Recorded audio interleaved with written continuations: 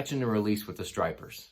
I mean, it is astounding that people, you know, don't mind keeping 10 plus stripers per person in such a rare and unique lake. And it's been argued recently that they're an invasive species and they should be eradicated to protect the bass. Well, I mean, that's idiotic. I mean, Florida strain largemouth bass are an invasive species technically, and it's not really invasive if, you know, they come from California, you know, they just came through the aqueducts. So are they invasive? Well, yeah, I mean, any fish is invasive if it didn't originate from there.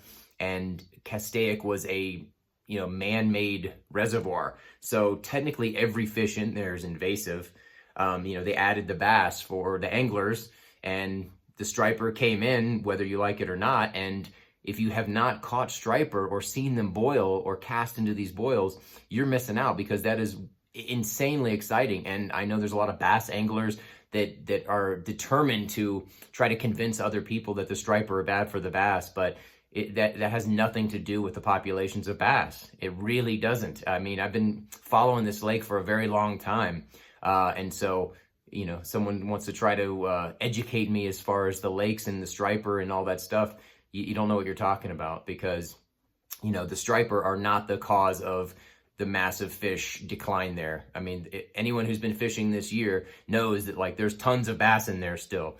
And it's more about the water, you know, levels coming up and down, and the water temperature. You know, that's the main factor in the health of that lake, and that has nothing to do with the striper. You know, and again, I've said this a million times in my videos. 10 years ago, there were, you know, a lot more big striper schools and a lot more big bass being caught. So, you know, there's no real correlation between that. So if you want to keep your striper because you have to eat fish, hey, more power to you, but don't keep all 10 of your limit. That is just insane. I've seen guys during striper season when they're really going off a couple years ago, like September, October, and there's a bunch of guys to each boat and everybody's keeping their limit. You know, everybody's keeping 10 fish. That is insane. And you don't think that's going to affect the big striper? Yeah, there was a huge spawn this year and we saw a lot of baby striper, but where do you think all those big ones are going? The 8 to 10 pounders, they're just going to keep shrinking because, you know, it takes them years to get that big. So it's insane to me that people would encourage keeping their limits at this lake, especially if you're a guide there and you make your money off of people catching fish, which is the whole point, I would imagine. I'm sure there's people that go there just to catch fish to eat. That's fine, whatever. But if you're an angler and you enjoy the catching fish, I don't see why you would encourage keeping them. I really don't. You know, because eventually your fishery, it's going to be tougher, and you can blame anyone you want, but it's really your fault if you're keeping that many fish. So it's weird because we all fish because we enjoy the you know, a lot of aspects of it, but I'm pretty sure we all enjoy catching a fish. Like, that's what we like. The tug is the drug. We like to catch those fish. So why would you try to deplete the population?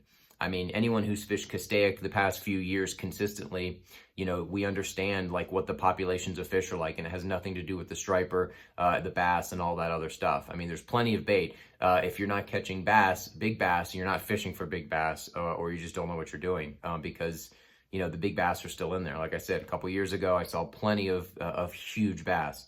This year could be a very big year for big bass because of all the trout that they keep planting.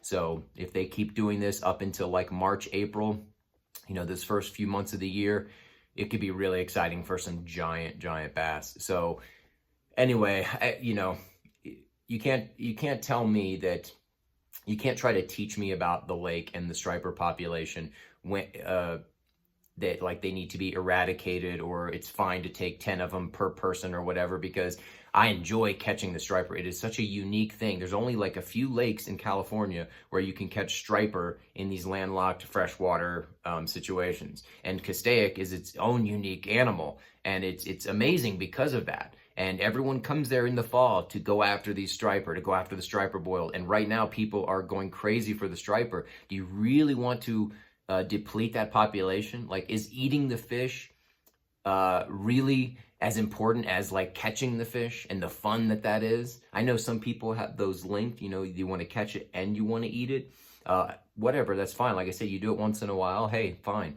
But to try to encourage people to take out the fish, it is absolutely insane to me. I mean, especially if you enjoy doing it, and it's not respectful to the fish, it's not respectful to the lake or the environment, and you can't convince me that there's a correlation between the bass and the striper, because in all the time that I've been there and all the research and the people that I talk to, there's no correlation. So anyway, that is it for now. Thanks for watching, everybody. Like, subscribe, and all that good stuff. I'll see you tomorrow.